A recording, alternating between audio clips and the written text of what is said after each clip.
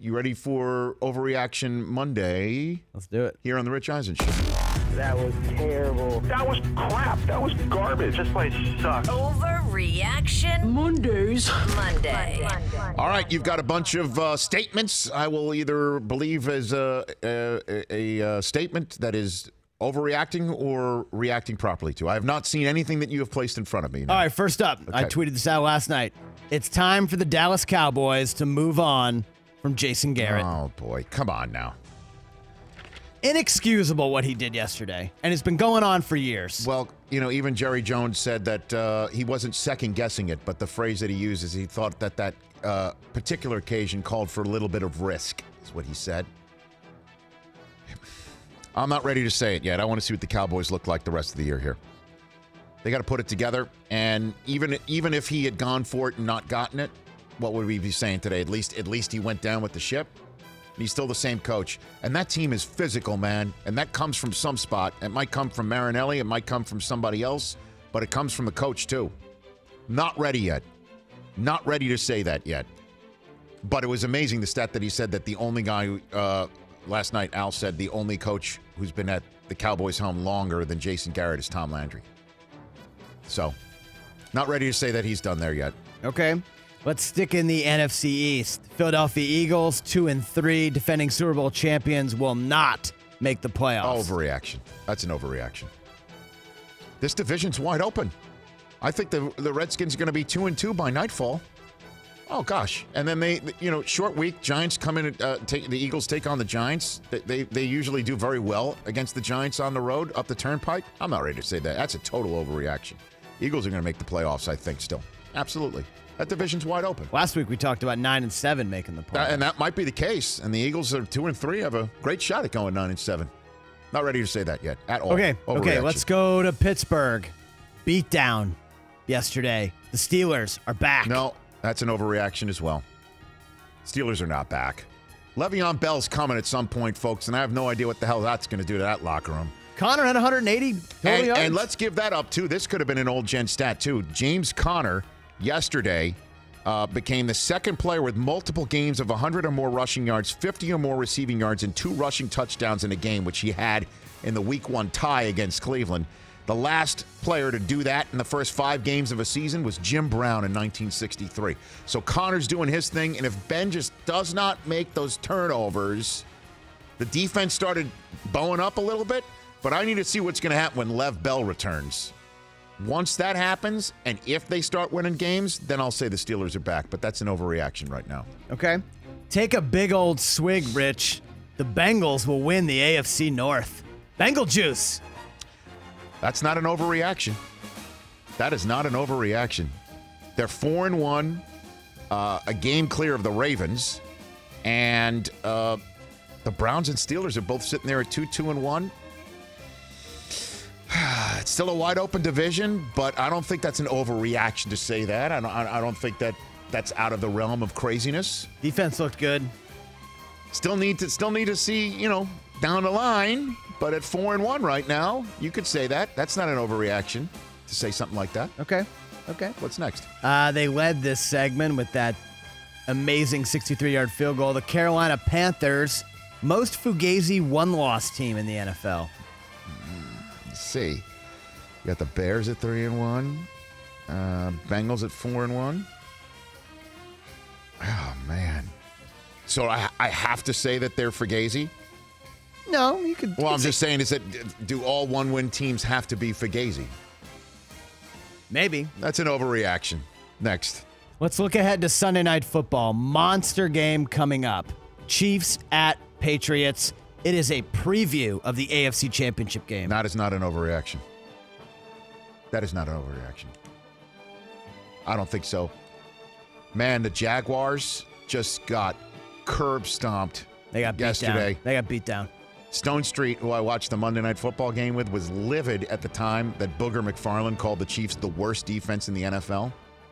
And that defense did not look like the worst defense in the NFL. And Eric Berry comes back healthy at some point, one would think. Can't count on it. But the Patriots, are they going to be the Patriots? You know how I feel about the Patriots. Even though they've lost to the Jaguars, they're going to soon have a better record than them. And that loss to Jacksonville might not count. Not an overreaction. Preview of the AFC title game to say that that home field is on the line for that tonight on Sunday night. Not an overreaction. I believe it. What else? Should be a good one. What else is next? All right, Odell Beckham is wearing out his welcome in the Giants locker room. You know what? I'll give the benefit of the doubt here and say that is hold on. I'll say that that's a proper reaction. He's wearing out his welcome, and that this might be, with everything put to bed, as it seems to be, as the coach said it, that this is his last chance to not wear his welcome out in that locker room. But the problem is you signed him to all this money, and what he said to Josina Anderson, saying that he's not being given the full opportunity to shine out, not getting 20 targets like everybody else. Hey, by the way, your quarterback's a Manning, which means he throws it to the open guy. Dominique Rhodes could have been the MVP of the Peyton Manning Colts Super Bowl, because when they were cover twoing, the Bears were cover twoing Peyton Manning, he went to the open guy. The open guy is who he's going to throw to more often than not. So how about this? I'll say that he's wearing out his welcome, but he does have an opportunity to hit the reset button now, and we'll see what happens moving forward, because Shermer handled it perfectly. You want to play that soundbite? We're kind of sets up Michael Kay when he joins us in hour number 2 as well. I'm sure he's talking about this all day today on his radio show, getting set for Yankees and Red Sox Game 3 tonight.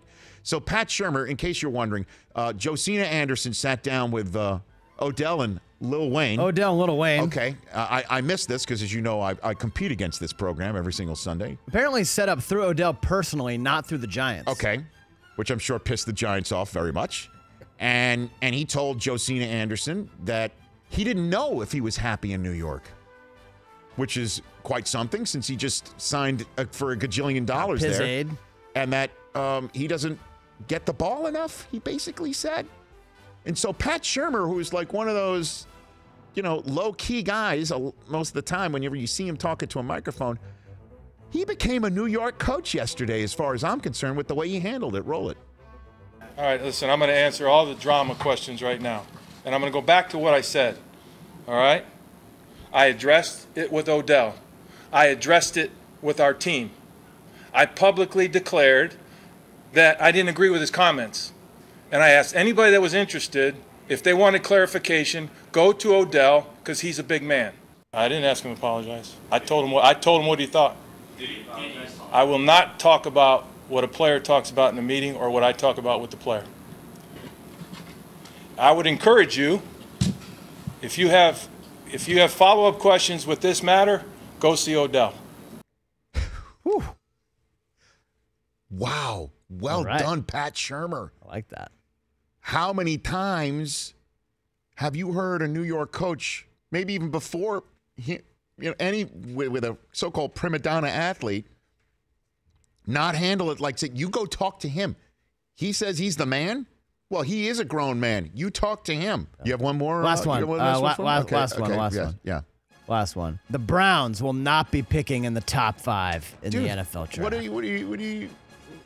Who are you talking to? I already said they're not picking top 10. You said this last year, and they had 2 picks in the top 5. But remember, top 5 pick. That's true. The Broncos picked number 5 last year. They were 5-11. So will the Browns get the 5 wins? Damn straight. Do you know how many more overtime wins they're going to have this year? At least 6. 3 overtime games it's in the unbelievable. first 5 Would weeks. you believe that's not a record? Would you believe that's tied the record for most overtime games in the first 5 weeks? I thought I heard that stat. When was the last time that happened? 2002 Bills, the 95 Colts, and the 87 Packers all did it too. Oh my gosh! How is this not a record? Who do the Browns play this week? I've got it right here. Cleveland plays this week. They're Chargers. Yeah, they play the Chargers. All right. Sounds like overtime to me. Yeah, at home. Philly Riv, pack a lunch and a dinner. Make sure the kids are fed. It's going to be an extra 10 minutes on the clock.